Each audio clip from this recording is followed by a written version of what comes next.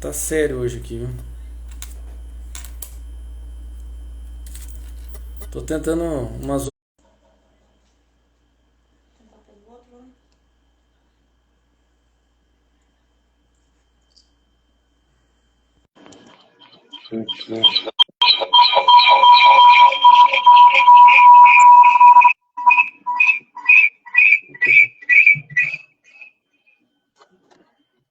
Esse aqui tá filmando aqui.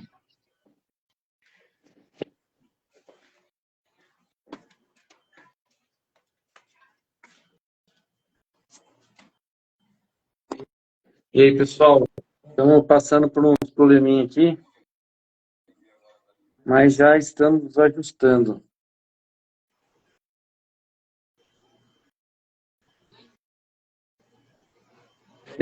Michel, não sei se você está nos vendo já. Você consegue enviar o convite seu aí para participar da live? Porque eu confesso que eu tentei te mandar e você não aparece aí para mim.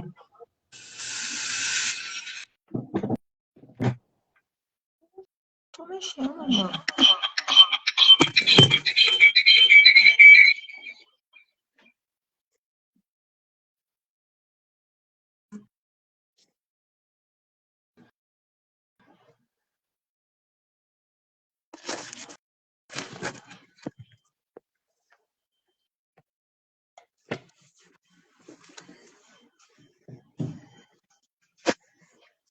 Aumenta isso aí.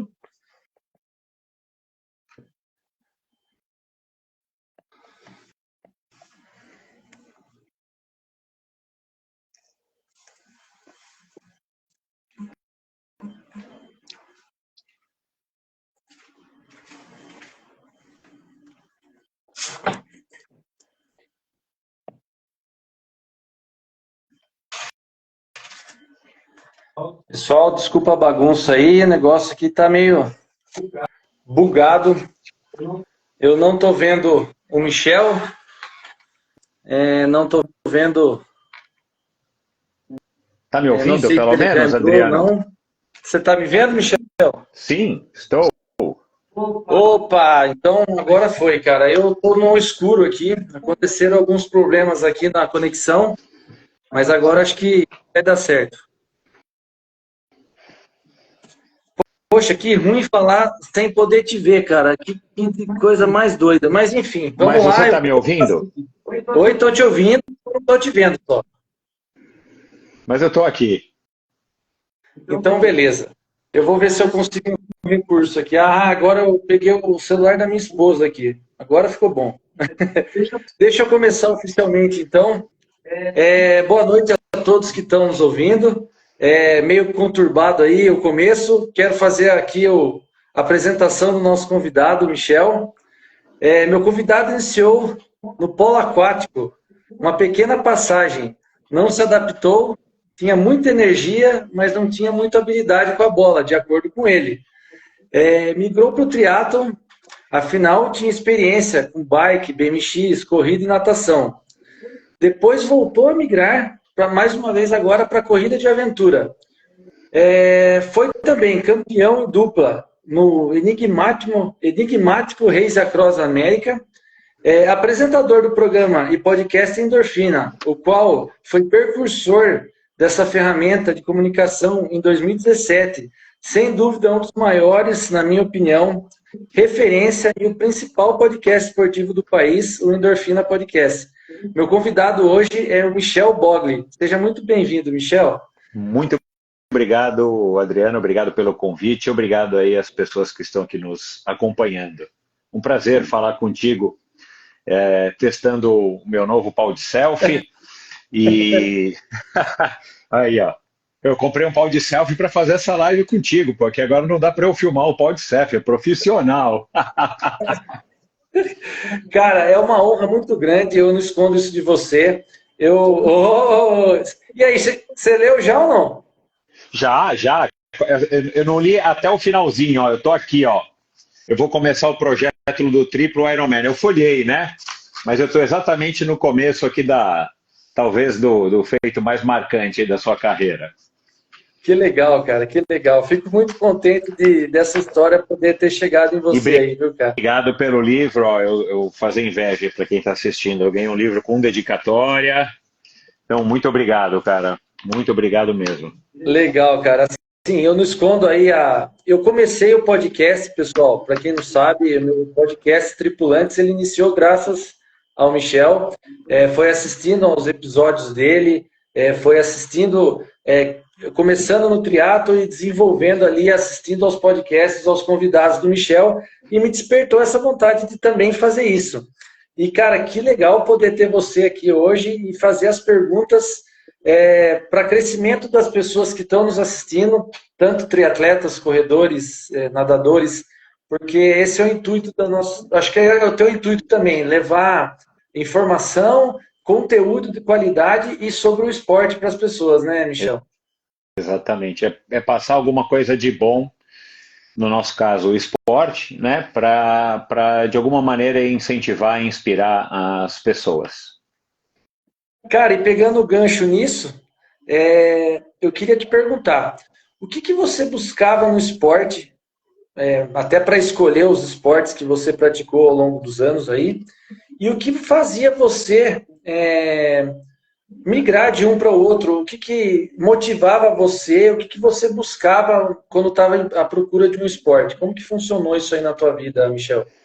Eu vou começar do final, e eu acho que eu fui um privilegiado nesse sentido. Eu mudava de esporte quando eu não estava mais. Quando o esporte que eu estava praticando já não estava mais me preenchendo como já havia preenchido antes. Eu comecei no polo aquático para seguir a recomendação da mãe de um dos meus melhores amigos, praticamente o irmão. Ele começou a jogar polo aquático no Clube Pinheiros, eu era sócio também, e a gente tinha o mesmo nível de energia. Éramos duas crianças da mesma idade, exatamente a mesma idade, com muita energia. E eu não sei como é que aconteceu, mas um belo dia minha mãe descobriu que, através da mãe dele, que ele estava jogando polo aquático, e minha mãe falou: "Você não quer jogar?" Eu não lembro exatamente, minha mãe não está mais aqui para eu perguntar, mas eu topei. Não vi nenhum obstáculo, embora é uma modalidade pouco conhecida e, obviamente, dificílima, né? Para quem não sabe, você não fica em pé na piscina. A piscina não dá pé. Mas eu não vi barreira, eu tinha 13 anos de idade, fui, eu já sabia nadar, assim, né? Não tinha feito natação, mas eu sabia nadar e fui para o polo aquático, com a cara e com a coragem. E fiquei durante 5 anos jogando, adorei, foi aí que eu adquiri uma base aeróbia muito grande, porque a preparação física para o polo aquático é muito exigente. Me descobri para um não nadador, um ou nadador, era eu quem disputava a bola no meu time, então era eu quem buscava a bola, né? A bola é colocada no meio da piscina, tem sempre um dos jogadores que nada o mais rápido possível nesse tiro aí de 10 metros aproximadamente para pegar a bola. Eu era velocista. E aí eu joguei polo aquático durante 5 anos, não era realmente nada bom, muito pelo contrário, era bem ruim, mas eu tinha um lugar na equipe porque eu era canhoto, sou canhoto, e o canhoto tem uma posição de destaque no polo aquático, e são poucos os canhotos, então eu tinha praticamente um lugar garantido na equipe, se não houvesse um outro canhoto. E em uma certa altura, eu com 18 anos de idade, já prestando vestibular para fazer educação física, me caiu na ficha que assim, eu adorava treinar, eu já corria São Silvestre, eu comecei a correr São Silvestre à noite ainda com 14, 15 anos, adorava treinar, adorava andar de bicicleta, fazia BMX, ia para o Guarujá pedalando, com esse amigo meu do polo aquático, ele eventualmente parou, que morava no mesmo prédio que eu, e aí lá no Clube Pinheiros tinha uns cartazes, de fato, do Núbio e tal, do triatlon, que aconteceria em Santos, que era o STS da CIA. E aí eu falei, puxa, eu já pedalo, eu já nado, eu já corro, eu estou descontente com o polo aquático, eu não vou ficar sofrendo aqui não. Pedi as contas no polo aquático, tchau, não vou mais voltar, e continuei treinando, né, sozinho aí então, não jogava mais a bola, e comecei a praticar polo aquático, e obviamente você vai conhecendo as pessoas, tem esse ambiente, né, de clube que favorece. E aí fiquei por 9 anos, não chegou nem a dar 10 anos no clube, né, no triatlon, e acabei logo me destacando. Não era, obviamente, eu não tinha nenhuma intenção de ser atleta profissional, né? Não passava pela cabeça, mas comecei a ter resultados bons, comecei a ter destaque, comecei a treinar com os melhores triatletas do Esporte Clube Pinheiros, e aí formamos um grupo de pessoas que treinavam, e logo fui convidado para representar uma equipe que seria a versão paulista da Company, que era uma equipe fortíssima no Rio de Janeiro, né, daquela marca de roupas, acho que nem existe mais, que tinha os melhores triatletas do Brasil na época, e aí a marca de surfwear Ocean Pacific resolveu criar uma equipe aqui em São Paulo, e eu fui o último selecionado, o quinto selecionado dessa equipe, que era mais ou menos para fazer frente à equipe da Company em termos de divulgação de uma surfwear e tal, através do triatlon, né? O triatlon, muito embora, obviamente, ele está muito maior hoje, naquela época o triatlon era uma coisa como se fosse meio assim, alternativo, descolado, vanguardista, né? Então, o empresário, na época, dono dessa marca, ele era visionário, surfista, viajava o mundo, e ele se ligou nessa moda que veio dos Estados Unidos e chegou no Brasil, do tal do triatlon, obviamente puxado pelo Ironman, muito embora nessa época o Ironman estava acabando lá no Rio de Janeiro para ficar um tempo sem, para depois voltar, né? E aí fiz a minha carreira no triatlon, foi aí que eu me descobri um atleta profissional, embora não desse para viver 100% do triatlon, né? Eu era muito jovem, namorava com a minha mãe e tal. E aí, um belo dia, eu percebi, como se fosse de uma hora para outra, mas não foi, mas teve uma hora para outra que eu tive um estalo, que eu estava na largada de uma prova e não estava como eu estava aqui, estava como eu estou aqui com vocês. Não estava nervoso, nem preocupado, eu estava lá. Não estava para representar um friozinho na barriga. Para representar meus patrocinadores, né? Eu sempre adorei treinar, mas a competição em si. E daí eu falei, cara, mas por que eu estou aqui? Só que, coincidentemente, também estava chegando as primeiras corridas de aventura no Brasil, né? E aí, através do clube e amigos, eu descobri da Cristina Carvalho, eu descobri que estavam tendo mini competições de corrida de aventura que eram tipo treinos para que a gente fosse fazer, para quem quisesse fazer a expedição Mata Atlântica. Então, em 1997, eu parei e falei, agora continuei treinando, parei de competir e continuei treinando para a expedição Mata Atlântica, que foi a primeira prova de aventura grande do Brasil, ou a primeira de verdade organizada, e aí emendei. E aí fiquei de 98 até o ano de 2001. Aí tive uma infecção, uma leptospirose, com um problema meio sério, por ter mergulhado em cavernas aqui no interior de São Paulo, e acabei me mudando para Fortaleza para trabalhar lá pelo Pão de Açúcar, e aí lá eu parei, minha filha tinha nascido, eu falei, cara, eu preciso me adaptar à vida nova. Parei, mas ao mesmo tempo eu já estava fazendo os Race Across America, né, que começaram em 94, fui fazer em 2001, que foi o ano que nós ganhamos, e aí eu comecei a me dedicar às provas de longa distância, organizando, inclusive, o desafio 24 horas. Então, e aí, né, faz tempo que eu parei com as provas de longa distância e continuo treinando, né? A última prova grande que eu fiz foi a Cape Epic, a quarta Cape Epic que eu fiz em 2011. Então, nesses últimos 13 para 14 anos, eu competi pouquíssimas vezes e não competi nenhuma prova de ultradistância e continuo treinando até hoje, como se eu fosse competir na semana que vem. Obviamente não estou em forma como eu já estive, mas eu treino todos os dias, pelo menos uma vez por dia, muitas vezes duas, para matar essa vontade, para fazer a terapia. E nesse meio tempo, faz 7 anos e meio, começou o Endorfina, que foi mais um estímulo para mim também, obviamente. Legal, cara. Eu acho que é um gancho que eu vou puxar com você, é o seguinte, você acha, isso é uma opinião que eu quero saber de você, tá, Michel?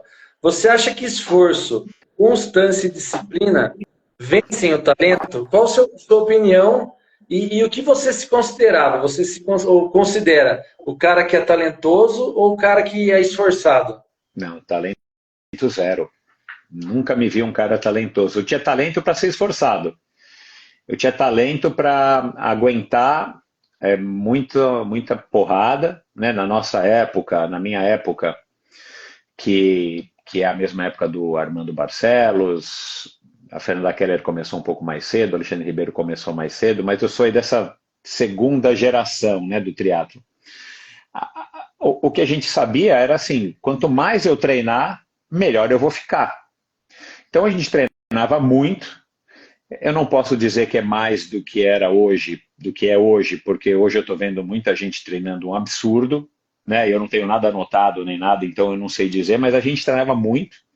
E eu tinha além de ter energia para fazer muitos treinos, eu sempre fiz musculação, então eu sempre adicionei o quarto treino do dia, né? Eu acho que umas 4 ou 5 vezes por semana eu treinava 4 treinos por dia, fazia musculação também.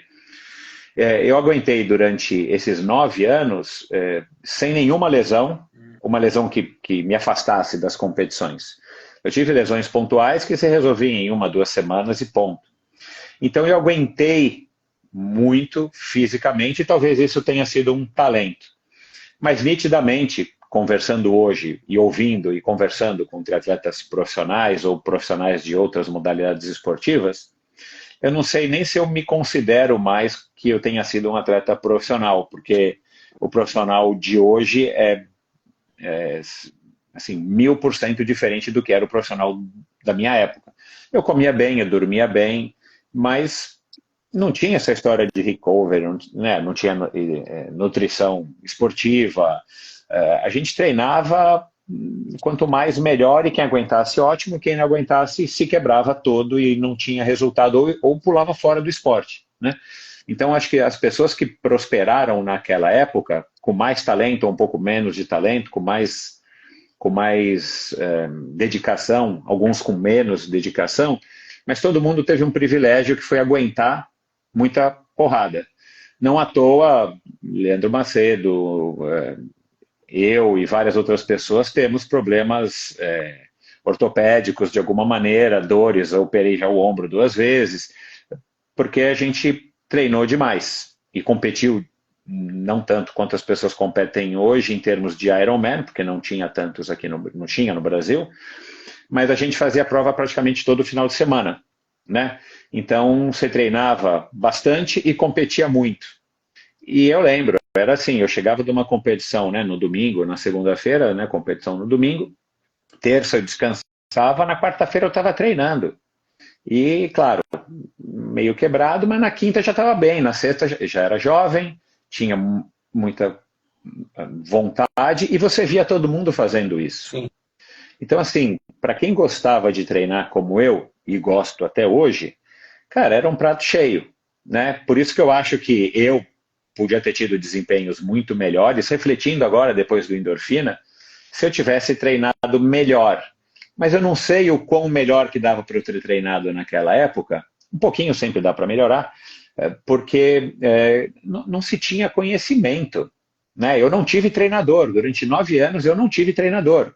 Então até acho que tive rendimento e resultados muito bons para quem nunca teve um treinador. Eu conversava com alguns treinadores, mas era o treinador de natação, era o treinador de corrida, aí surgiu o Marcos Paulo, que era um treinador de natação tentando aprender, o Alberto Clar, que era um treinador de natação que começou a treinar os triatletas no Rio de Janeiro, mas quando ele veio morar em São Paulo, ele já era um treinador do Esporte Clube Pinheiros de natação. Então, assim, eu era uma bagunça, para falar a verdade, só que a gente não sabia. Sem ter aquele olhar dos professores integrados, né? Tipo, você vai nadar hoje, depois você vai correr, era tudo meio um por cima do outro, daí fica mais difícil, né?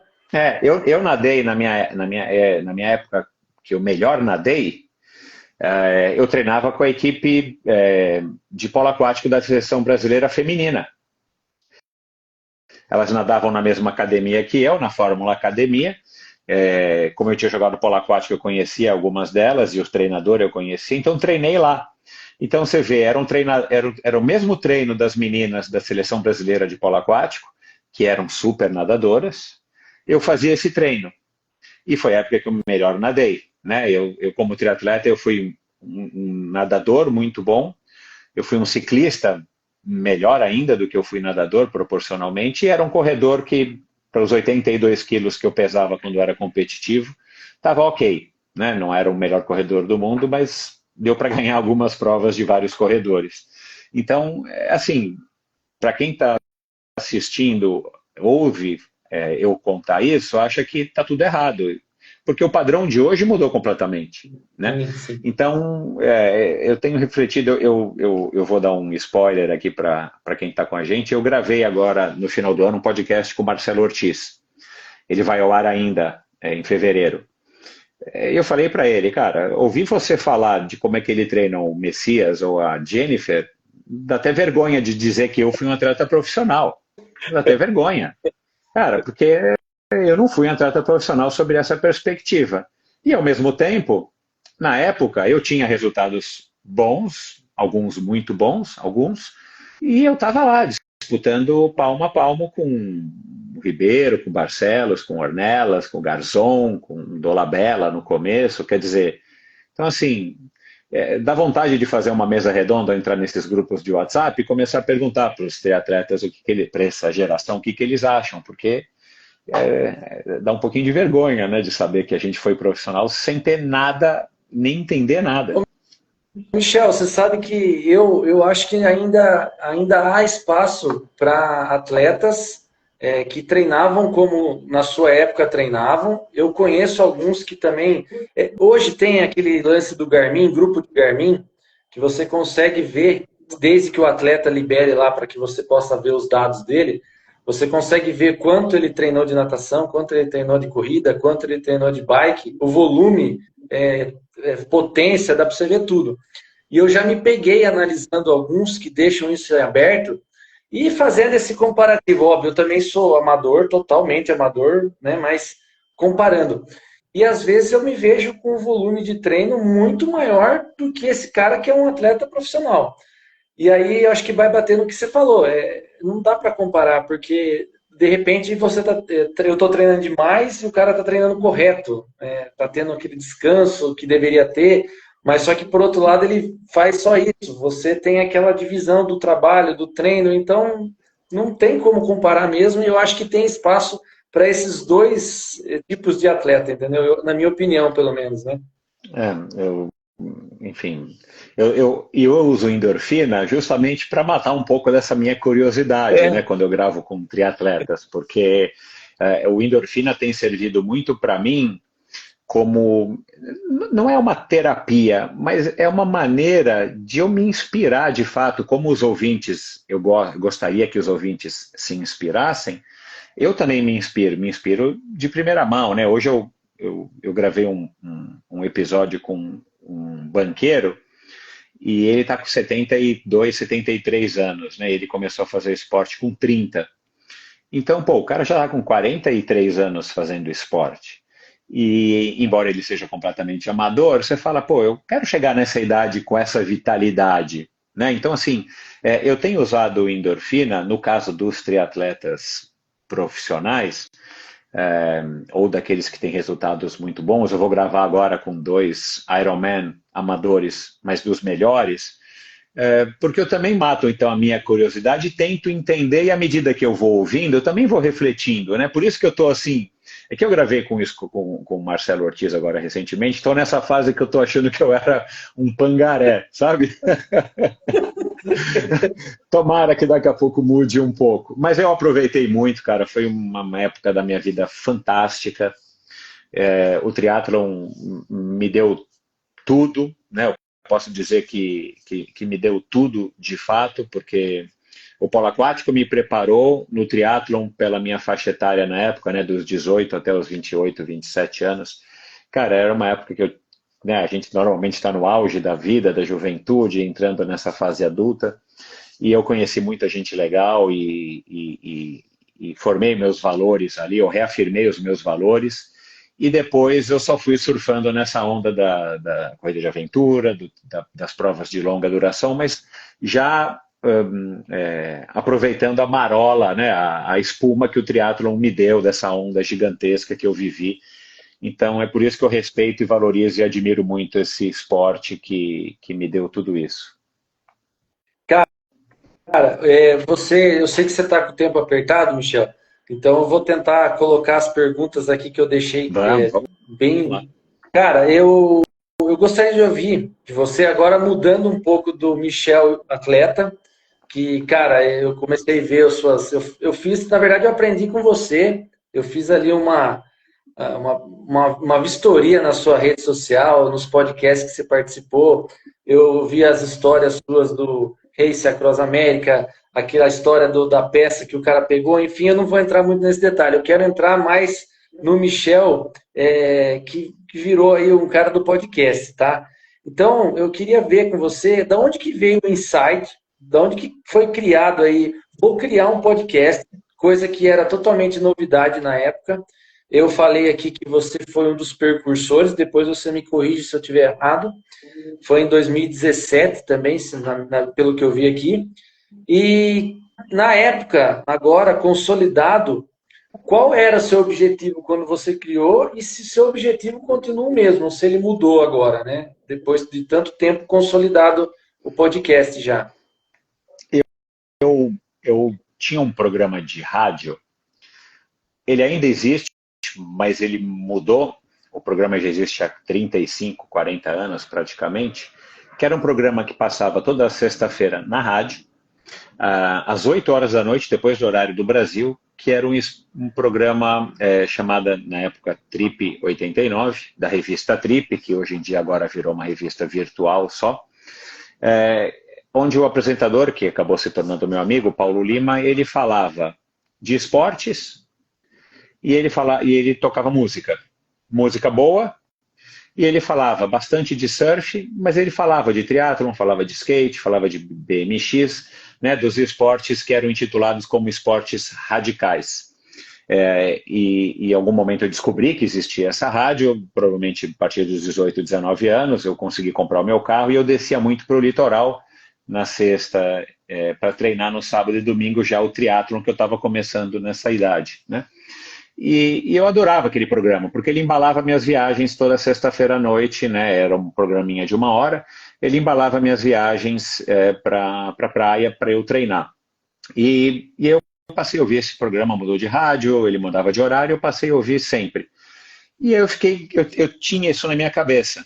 Eventualmente eu fui trabalhar nessa revista por um tempo e tal, conheci o dono, Paulo Lima, e aí eu fiquei com esse negócio na cabeça. Eu morava em Fortaleza, trabalhava lá para o Grupo Pão de Açúcar e comecei a ouvir podcasts depois que eu me rendi, né? Eu achava que smartphone era uma baboseira, alguns amigos compraram e eu falei, não, para que eu preciso de um smartphone? O meu celular daquele de abrir eu ligava para quem eu queria, por que eu preciso de um smartphone, né? Para ficar vendo a previsão do tempo?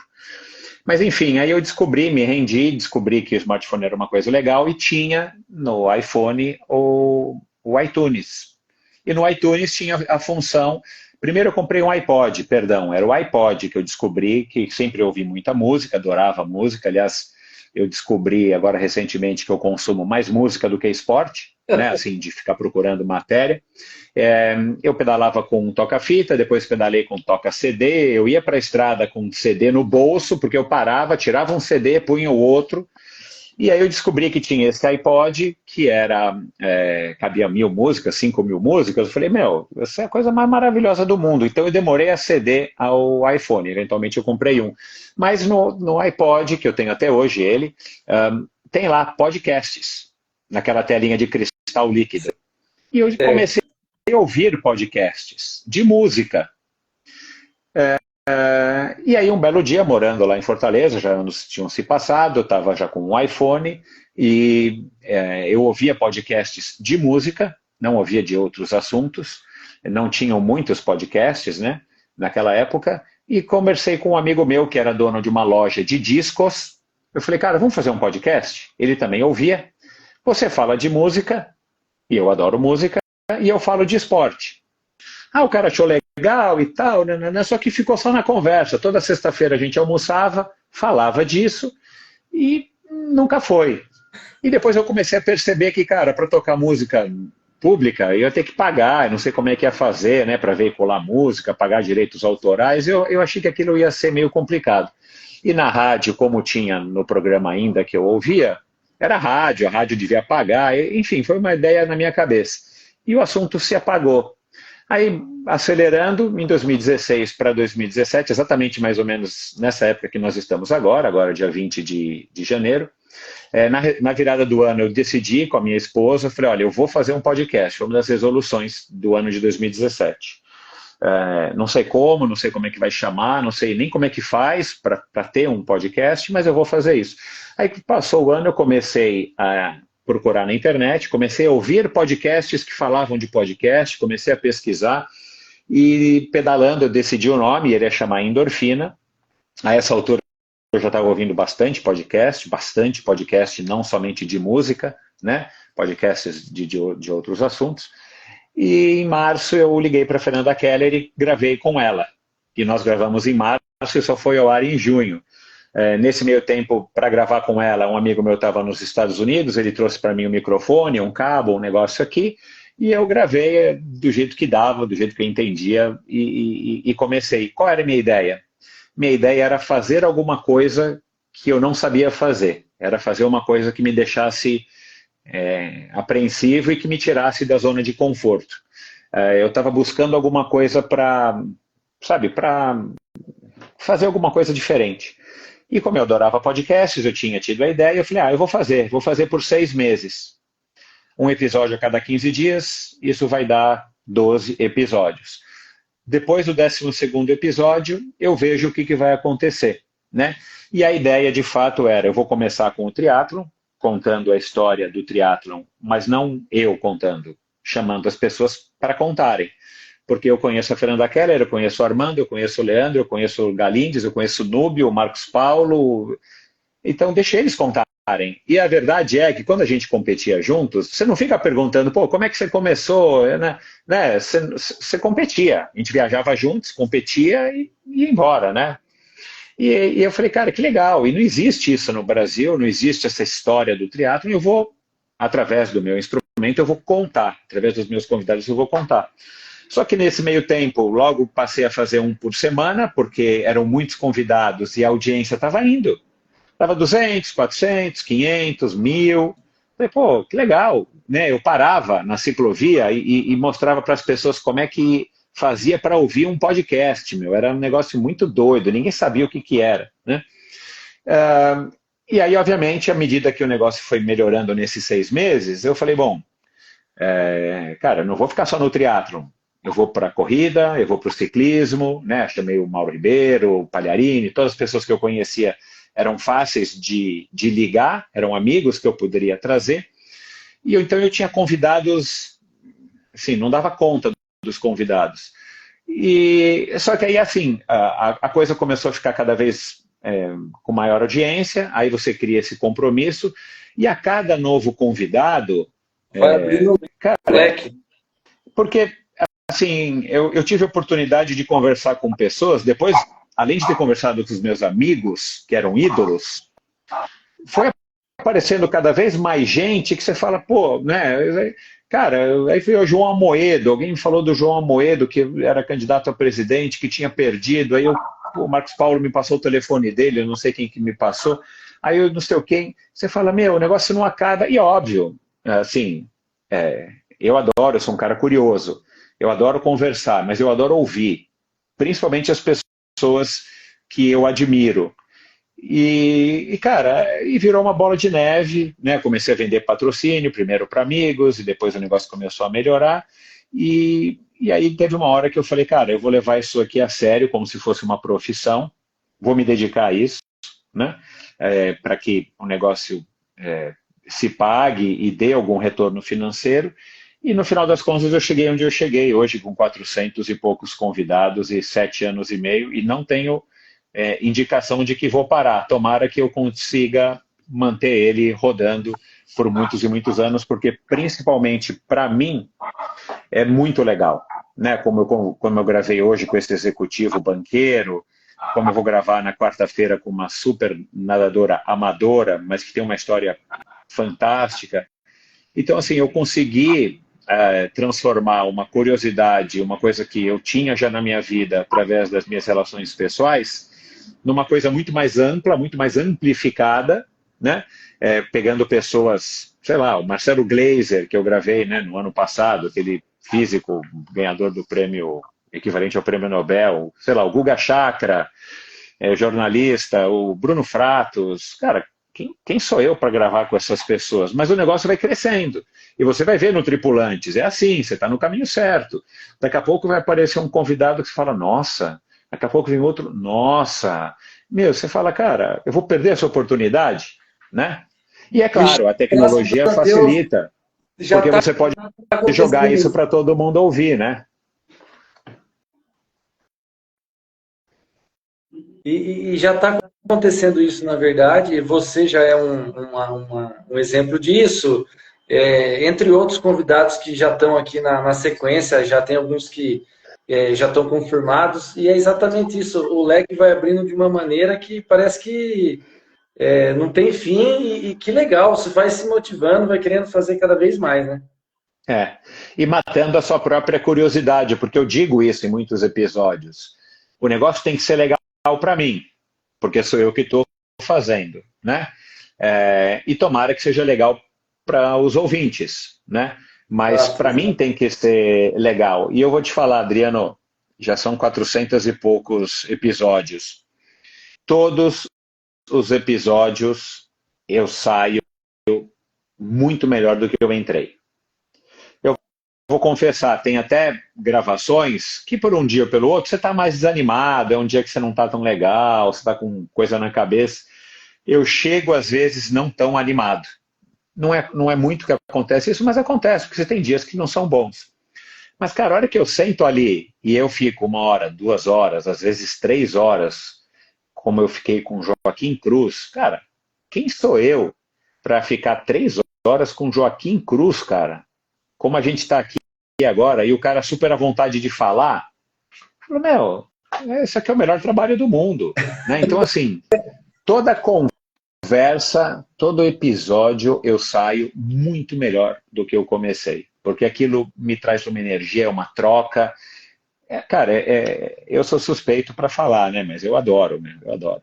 Você é jornalista, Michel? Porque, assim, você tem um perfil, assim, investigativo, e, cara, eu assisti, vou dar a data aqui para você, no dia 25/4/2022, você cravou, você deu de primeira mão uma notícia no Estema sobre a intenção do Ironman de tirar o Mundial de Kona. Isso no dia 25/4/2022. E logo depois foi exatamente isso que aconteceu. Veio aquela história do Mundial, um ano sem início, outro ano sem Kona. E, cara, eu achei demais. Você teve também uma experiência que até se sinta à vontade se você não quiser falar sobre isso, mas para mim foi positiva. Eu acho que agregou demais quando você, junto com o Estema, fez ali o acompanhamento do Ironman. Acho que foi o primeiro. Eu acompanhei do começo ao fim aquele Ironman e que você, cara, você agregou demais a equipe por todo o seu conhecimento, por toda a estrutura que você tem por trás ali, e me faz falta você mais vezes fazendo esse acompanhamento. Legal. Obrigado. Foi uma experiência super legal, foi um desafio mesmo. Quando eles me convidaram, eu falei, caramba, durante um Ironman vai ser, né? Primeiro a gente começou com 70.3, depois fizemos o Ironman. Não sou jornalista, coincidentemente eu sou casado com uma jornalista, mas ela, por conta do trabalho dela, que não é com jornalismo, ela pouco ouve, pouco participa, né, do projeto do Endorfina, infelizmente. Mas eu acho que, assim, como é que primeiro que eu sou um cara curioso. Então, assim, as minhas conversas com os meus amigos, principalmente os que são mais velhos, e principalmente quando a gente está muitas horas juntos, que é normalmente pedalando, sempre giraram em torno, mais ou menos, do que a gente ouve hoje no Endorfina. Então eu já tinha essa curiosidade por si só. Mas eu aprendi muitas coisas como um autodidata assistindo esses vídeos e ouvindo outros entrevistadores. Eu faço muita anotação quando eu ouço uma pergunta que eu acho interessante. Eu comecei a assinar informativos, boletins que falavam sobre podcast, sobre entrevistas e tal. E aí eu acho que eu fui desenvolvendo um estilo, né? Mas o que mais me motivou a ter essa abordagem que eu tenho, que é praticamente desde o início, né? Eu acho que ela vem evoluindo, ela vem mudando no sentido de evoluir. Não é que o endorfina no começo ele é completamente diferente do endorfina de hoje. Mas é uma evolução, né? Eu estou ficando mais velho, o endorfina está mais maduro, né? São fases. Mas o que eu pensei quando eu bolei o endorfina? Tudo bem, a Fernanda Keller ela tinha rede social, mas o Armando Barcelos não tinha, o Alexandre Ribeiro não tinha. Mas eu pensei, né? Não adianta eu falar o que a Trisport já fala, o que na época o MT Mundo Tri falava, a revistas de esporte, né, eu assinava de um amigo meu, então eu tinha bastante acesso à revista. Não adianta eu fazer o que eles já fazem. Porque eu não sou jornalista, eu estou começando agora, eu quero fazer uma coisa para o meu prazer, eu não quero ficar falando do treino, da bicicleta, do tamanho do pé de vela, das séries de natação. Cara, eu quero perguntar como é que a Fernanda Keller começou. Eu não sabia, até ela ter me contado, e olha que ela foi madrinha do meu primeiro casamento. Eu não sabia como ela tinha começado. Eu não sabia como é que o Armando começou. Eu não sabia como é que o Leandro começou. Então eu falei, cara, eu vou matar a minha curiosidade. Eu vou perguntar para eles o que eu queria ter perguntado quando a gente era jovem e a gente estava competindo e ninguém nem sabia, né? Nem como eu comecei, nem como eles começaram.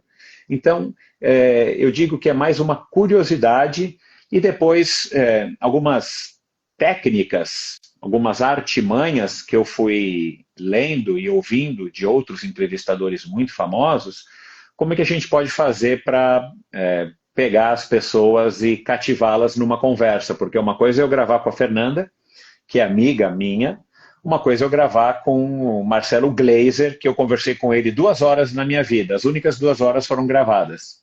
Como é que você pega uma pessoa que você nunca viu e você deixa ela à vontade para você conseguir que ela se solte para falar o que ela quer falar, óbvio, não é o que eu quero que ela fale, é o que ela quer falar, mas dentro desse tema que eu vou direcionando, né? E é por isso que o Endorfina tem episódios muito longos, né? Porque não dá para você em 15 minutos conseguir que a pessoa se solte e que ela fale um monte de coisas que talvez ela não diga para outras pessoas. E uma das coisas que mais me deixa feliz e gratificado no Endorfina é quando eu converso com pessoas ou quando as pessoas me procuram, dizendo, por exemplo, que ouviram um episódio do Henrique Avancini, que é uma personalidade, e que ouviram coisas lá que eles mesmos não sabiam, um patrocinador, um empresário, né? Eu já falei com muitas assistentes das pessoas mais famosas, né, e assistentes que têm anos trabalhando com essas pessoas, e elas falarem que ouviram coisas que elas nunca tinham ouvido ou que não sabiam a respeito daquela pessoa, né? Então, o que eu tento trazer e fazer no Endorfina é trazer uma visão diferente. Ele pode ter ido no MTCast, ele pode ter ido no Tripulantes, ele pode ter ido no Estema, ele pode ter ido no podcast do Tênis Certo, não tem problema. Do Gregário, eu vou trazer, como eu fiz agora com a Tota Magalhães. Tota Magalhães está explorada de tudo quanto é jeito nos podcasts de ciclismo, porque ela é a bola da vez, né? Mas eu gravei com a Tota em 2020 e gravei agora com ela. Cara, né, eu gravei agora com o Langalinski, que é um mountain biker olímpico. Ele ainda me escreveu hoje, o episódio vai ao ar daqui a 2 semanas. Ele falou, cara, foi o melhor podcast que eu já gravei até hoje. E é um cara que já foi explorado em tudo quanto é podcast, porque é um cara muito famoso. Aí eu ouço, claro, esses outros podcasts, então eu ouço os Tripulantes, eu ouço o Estema, eu ouço o MTCast, eu ouço o Gregário, né? Ou outros podcasts que a pessoa participa, e faço minhas anotações. E aí eu vou pensando e falando, bom, mas ele falou isso? Por que ele falou isso? O que será que aconteceu para ter acontecido isso? Aí eu vou lá e pergunto para ele, para depois juntar o Lé com o Cré, né? E isso dá uma visão que a minha audiência hoje reconhece, que é uma visão de um ponto de vista diferente, de um ponto de vista talvez original, e que também o convidado, a convidada, eles não abordam nas suas redes sociais, porque o nosso concorrente hoje direto é a rede social do nosso próprio convidado. O cara fala o que ele quer lá, né? Mas eu tento abordar lados que eles normalmente não falam. E quando eles falam, eu trago para o Endorfina, como eu vou fazer agora na quarta-feira. Peguei 2 ou 3 legendas da convidada, e são legendas muito legais, com bastante significado, e eu quero que ela explique aquela legenda. Porque ela revisita, ela vai falar, e aí assim, cara, é muito prazeroso, Adriano. Eu estou realizado. Se o Endorfina bancasse as minhas contas, olha, eu vou te falar que eu estaria aqui assim, ó, aposentado fazendo Endorfina, não precisava de fazer mais nada. Eu ia te perguntar, era a próxima pergunta, cara, que exatamente isso. Se hoje você consegue viver somente do Endorfina e até puxar um gancho, que eu acho que tem tudo a ver, porque antes você era um atleta patrocinado, o que as empresas naquela época buscavam, até porque não tinha rede social, era muito difícil você mostrar a marca dessas empresas, né?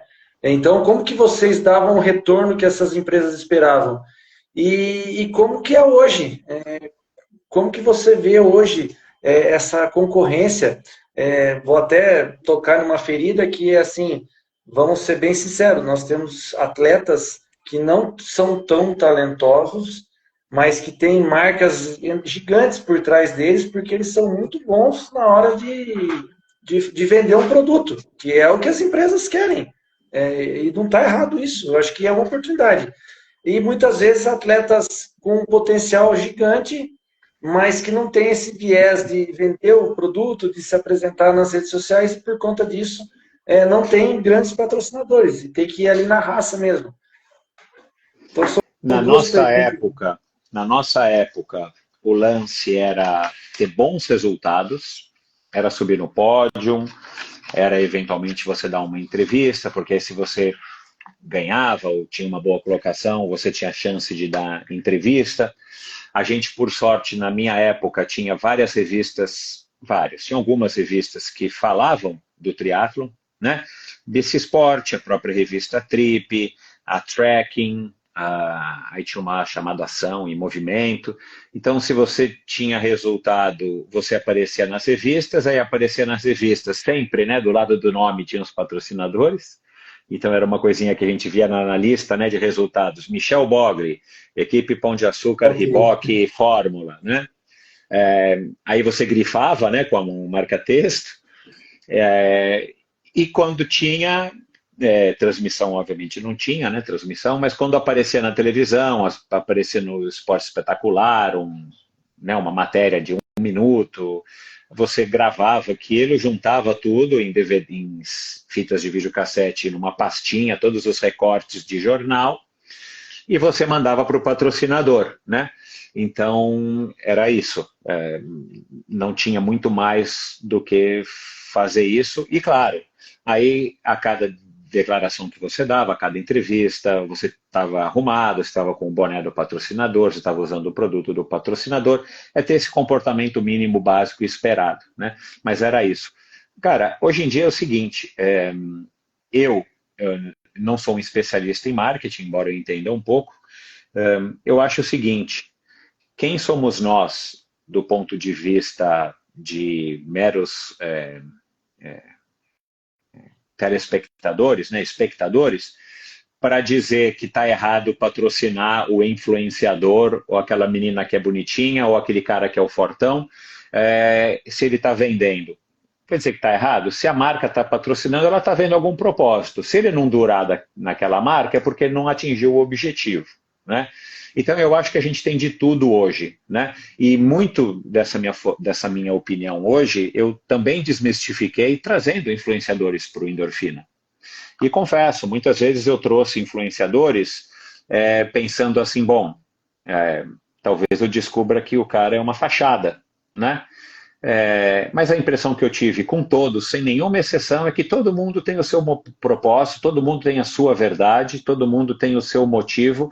E se as marcas estão patrocinando e eles estão vendendo, né, aquela influenciadora, corredora maratonista, super boa também, mas amadora, a Valéria Mello, a Valerie, do Tênis Certo, ela falou, Michel, o que eu vendo é brincadeira. Ela falou fora do ar. Michel, eu vendo muito. Cara, sorte dela. Ah, ela é bonita? Ela é bonita. Mas não é a beleza que ela vende. Mulher sabe falar, aquela mulher é desenrolada, meu. Aquela mulher lá é uma máquina de vendas, meu. Na nossa época, se ela trabalhasse naquele Polishop, ela ia vender pra caramba igual. E fosse panela, fosse tripé de fazer live ou fosse tênis. A mulher é um avião. Então, assim, as marcas buscam vender. E óbvio, eu sinto essa concorrência, né? O Endorfina concorre também, embora eu me venda como uma mídia, não como um influenciador, que eu não sou um influenciador, mas é a verba de marketing, né? E hoje em dia, claro, você vê esses influenciadores com várias marcas, eu não sei de fato se eles ganham muito ou não, né? Uma Valerie eu sei que ganha muito, a Larissa Fabrini eu sei que ganha muito, né? Que é outra mulher que vende pra caramba, né? E tem uma postura que eu acho super legal, ela não está roubando de ninguém, ela não está fazendo mal para ninguém, ela treina para chuchu e ela sabe vender, cara, tá certo. Professora de matemática, professora particular de matemática, cara, rimo de família, tem um valor danado, né? E ao mesmo tempo eu vejo que algumas marcas investem nos dois, pegam os atletas profissionais de um lado e pegam atletas amadores. Essa nova movimentação do Instituto Arjon, junto com o Galvão, o Thiago Vinhal e tal, acho que vai ser uma coisa legal para a gente observar esse ano. Esse ano a gente provavelmente ainda vai ver muitas marcas com influenciadores e muitos atletas profissionais que vão migrar para o profissional, que já são profissionais, ainda pelejando um pouco. Mas vai ser legal, acho que ver depois, 2026, com a divulgação, com o espaço, com a oportunidade que os profissionais vão ter esse ano, se haverá uma movimentação no ano que vem. Agora é óbvio, não adianta você ser o melhor atleta do mundo e você ser uma pessoa acanhada como era o Leandro Macedo. Não adianta, cara. Não dá. Vamos fazer aqui um paralelo esdrúxulo, mas é a verdade. A Rede Globo está mandando um monte de gente embora. Cara, para você ser contratado hoje para fazer Netflix, para fazer até Rede Globo e tal, vocês não querem ver se você já ganhou um prêmio tal, se você fez uma novela das 8, das 9, eles querem ver quantos seguidores você tem. Cara, é a bola da vez. O que você vai fazer? Vai falar que está errado? O jogo hoje é esse. Pode ser que daqui a X anos mude. Mas hoje o jogo é esse. Então quem não jogar esse jogo vai ficar em desvantagem. E eu tenho uma super resistência. Né? Eu não sou um cara das redes sociais, eu não fico postando, fazendo live, nananã. Mas, cara, a gente percebe que para quem quer vender como as marcas querem, aí vamos falar do nosso esporte, cara, é a bola da vez. Essa é a bola da vez. Quem sabe daqui a pouco mude, né? Mas quem não tiver ligado nisso, para ser um atleta profissional, não vai sobreviver. Resultado só, a não ser que você seja o Patrick Lang, a não ser que você seja o Ian Frodeno, aí tudo bem, aí você vai ganhar Mercedes, banco, Emirados Árabes. Mas, cara, se você é um atleta do dia a dia mesmo, que tem que treinar para pagar as contas no final do mês, se você não for das redes sociais, cara, eu acho que não tem, e vai ter cada vez menos futuro, minha opinião. Tá certo, Michel. Para mim não tomar mais o seu tempo, eu vou falar aqui brevemente dos nossos parceiros aqui do Tripulantes. Afinal de contas, você sabe muito bem que graças a eles que hoje o Tripulantes continua e a gente consegue estar levando aí toda semana conteúdo para o pessoal. E logo após eu falar sobre eles, eu vou fazer uma última pergunta para poder também te liberar, que você falou que tem um compromisso aí logo mais e eu não quero te prender. E se tiver algum assunto que fica para trás, se Deus quiser, eu vou poder contar com você de novo numa outra ocasião. Vou falar aqui da Imobiliária Almeida e Outros, uma vasta carteira de imóveis, mais de 10 anos atuando em Boituva e região, atendimento diferenciado feito pelos meus amigos Juliano e Everton Geleia. Pode chamar, que eu tenho certeza que vai dar negócio. Imobiliária Almeida e Outros. Mundo Verde, meu amigo Rodrigo, que deve estar aqui nos assistindo nesse momento. Você encontra suplementos, chás, alimentos e bebidas, uma infinidade de produtos para você que cuida da saúde e do bem-estar da sua família. Você que ainda não conhece, vale a pena conhecer Mundo Verde aqui em Boituva. Academia Espaço Superação, na região central de Boituva, você encontra aulas de dança, spinning, fortalecimento.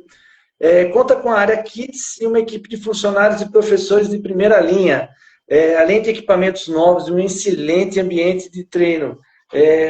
Confesso a vocês que a Academia Espaço Superação é a melhor opção de Boituva para quem está buscando academia e cuidar da saúde, pessoal. PHS Comercial, mais de 30 anos de tradição. Na PHS você encontra enfeites, tudo para festas, reuniões e eventos. Preços diferenciados, variedades. Quem conhece a PHS sempre volta para buscar mais.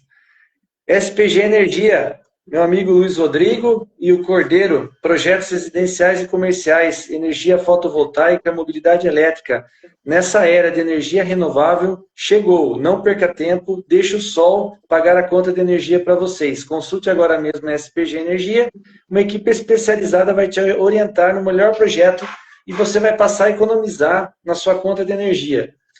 Sinfonieta, instrumentos musicais, instrumentos de corda, madeira, tecla, novos e seminovos. Você que também quer fazer reforma no seu instrumento, você encontra na Sinfonieta instrumentos, tudo em 10 vezes no cartão, uma loja completa. Procura nosso amigo Wellington e não deixe de tocar seu instrumento.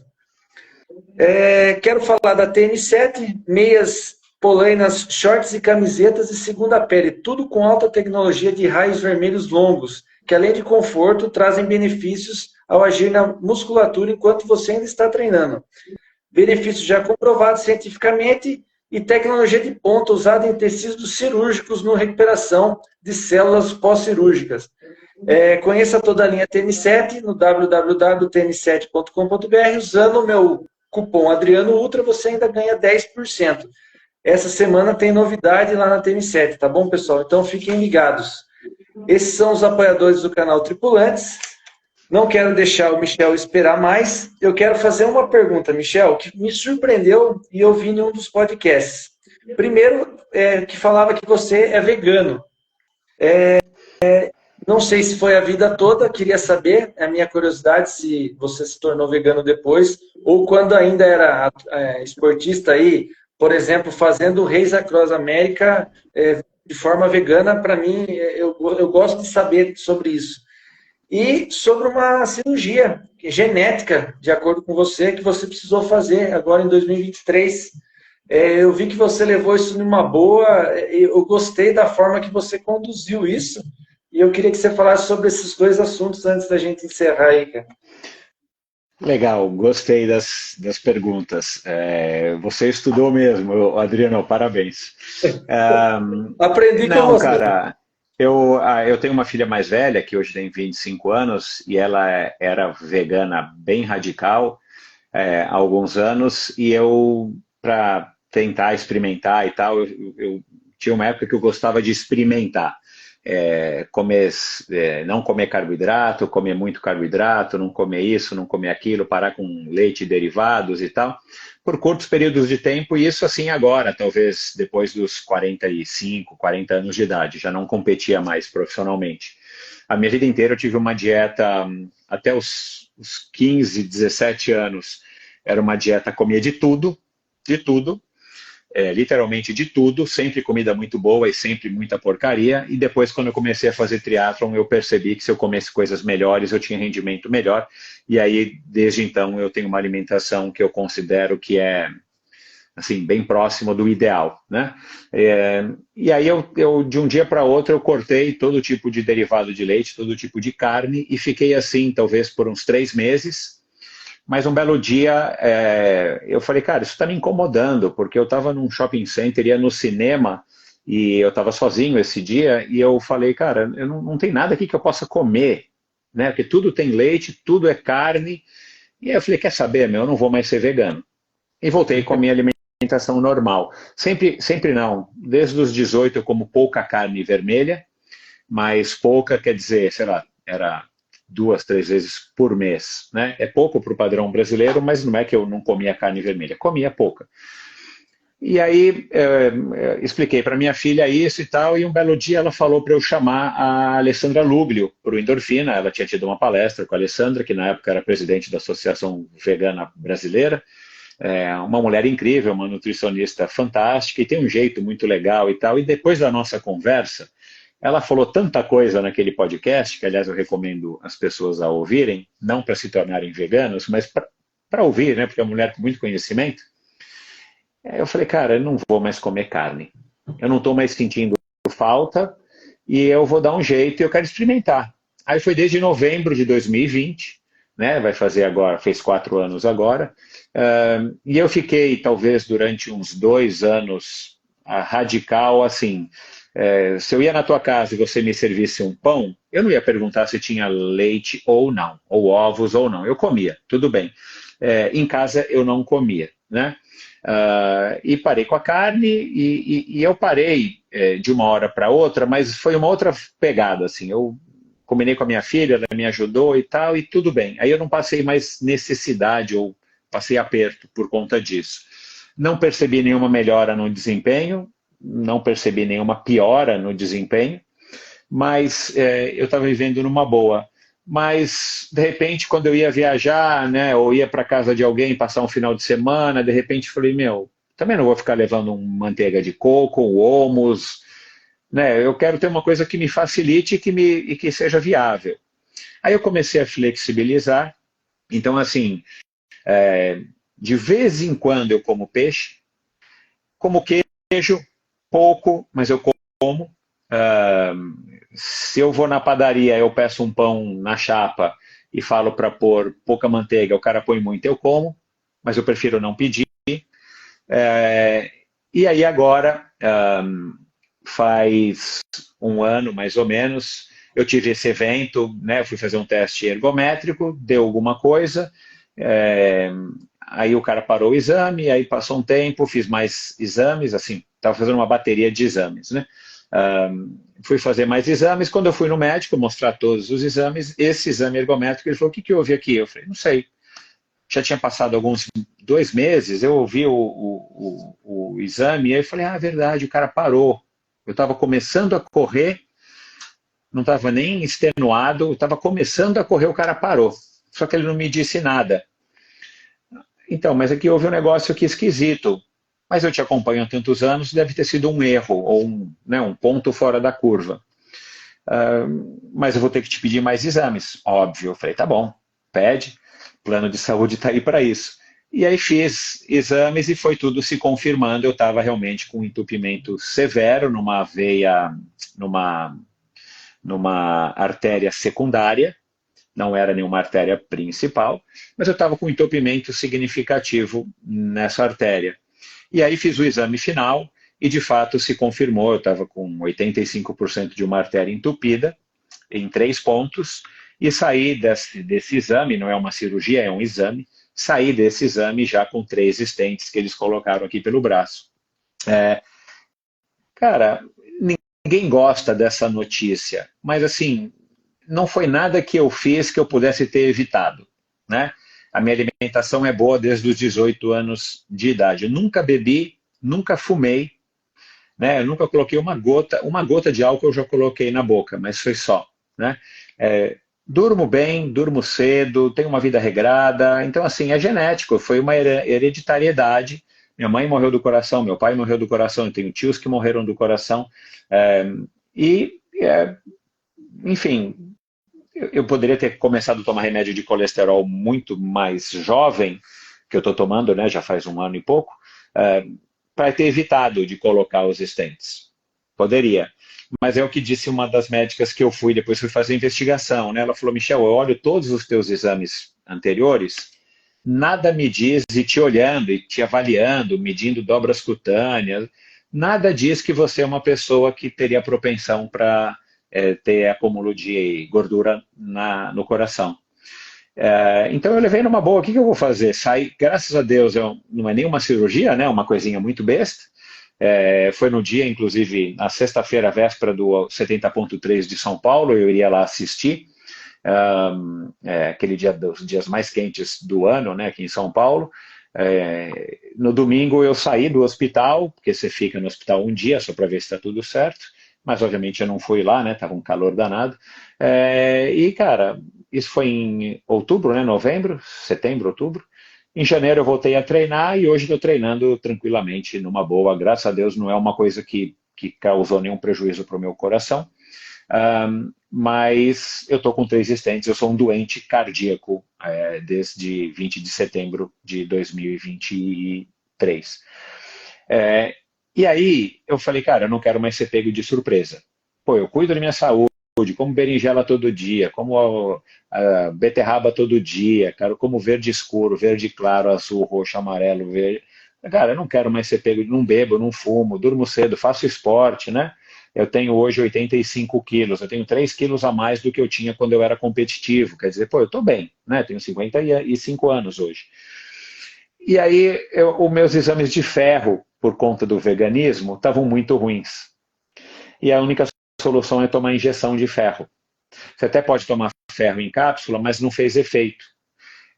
Eu tive que tomar, então, injeção de ferro de B12. Aí eu falei, também aí é demais. Né? Assim, eu não consigo, hoje eu como muito menos do que eu já comi. Eu não consigo comer um prato de 3 conchas de feijão preto. Eu como uma concha e meia, eu não tenho mais esse apetite. Não treino mais como eu treinava. Então eu voltei a comer ovo, porque aí a nutricionista, que é a minha amiga, falou, olha, se você comer ovo, você resolve grande parte da tua deficiência. E depois você toma uma proteína vegana, toma um suplemento de vitamina B12, parará, vai ficar tudo ok. E de fato, né, tomei as injeções de B12, de ferro, mas voltei a comer ovo. E aí nessa flexibilização é o que disse minha filha um dia, eu sou o mais vegano que eu consigo ser. Eu não defendo nenhuma bandeira, não tenho nada. Meu motivo de me tornar vegano foi para ver se é um negócio que ia me fazer bem. A partir do momento que eu descobri que eu estava com deficiência de ferro, disso, daquilo outro, falei, cara, também não. Eu quero ter uma dieta, uma dieta que eu digo, um costume alimentar que me mantenha saudável. Eu também não vou ter um tipo de alimentação que me faz mal, nem para radical cortar alguma coisa, nem comendo muito de gordura, de fritura, de processados. Então voltei a comer ovo, aí meu colesterol subiu, e eu tenho um problema com colesterol, então o médico dobrou a dose do meu remédio, né? Hoje eu tomo um remédio forte pra caramba para baixar o colesterol, mas é o que ele falou, usa a medicina a teu favor e come o ovo para te dar os nutrientes, né? Eu não sinto falta de comer carne, não sinto falta de comer frango e de vez em quando eu como um peixe, sobra da minha filha eu como e tal.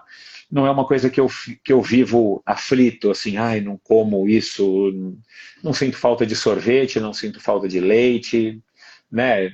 Enfim, eu vou na sorveteria com a minha filha, com a minha família, tá tudo bem, eu não tomo sorvete, eles tomam, e tá tudo bem, eu saio, vou em churrascaria, como a salada, como os legumes, e tá tudo bem, né? E procuro me alimentar da melhor maneira que eu posso, sem neura, cara. Puta, uma coisa que eu não quero na minha vida depois dos 50 anos é neura, meu. Então, assim, eu não receito isso que eu faço para ninguém, acho que cada um tem que experimentar o que quer, mas eu tô feliz do jeito que eu tô. Sensacional.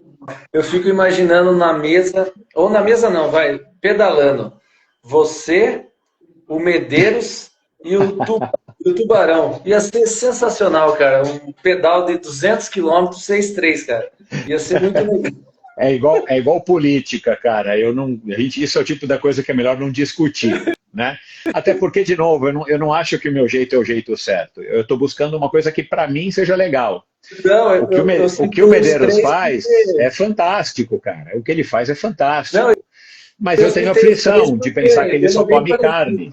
Ele é bem parecido contigo, ele também não defende isso, ele leva numa boa, então, e eu sei que ele é teu amigo, então por isso que eu citei ele.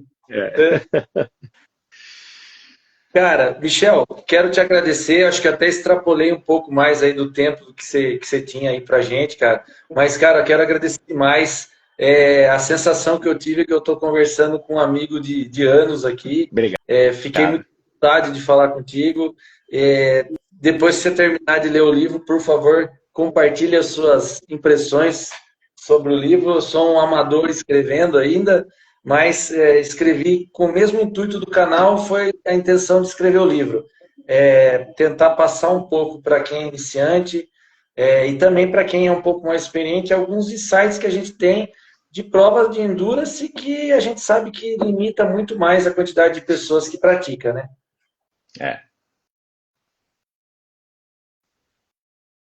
E é isso, cara. Muito obrigado mais uma vez. Obrigado a você, obrigado a todo mundo que acompanhou. Parabéns pelo seu trabalho e parabéns pelo livro, cara. Esses livros eu acho que são muito necessários para mostrar de fato para as pessoas, para desmistificar, né, para as pessoas que de fato a gente pode ser o que a gente quiser, a hora que você quiser. E o Endorfina tem me ensinado muito isso e as histórias das pessoas, dos campeões olímpicos aos mais amadores, cara, a gente precisa querer. E o esporte é uma ferramenta tremenda para a gente conseguir isso. Você sabe disso, eu sei disso. E quanto mais a gente espalhar isso, melhor vai ser para o mundo. Exatamente. É isso, Michel. Obrigado, cara. Uma boa noite aí. E quem sabe aí até uma próxima entrevista e a gente A se hora que fala aí. você quiser, a hora que você quiser, com o maior prazer. Valeu, amigo. Abração. Um abraço, Até obrigado e mais. boa noite Valeu, para pessoal. todos. Obrigado.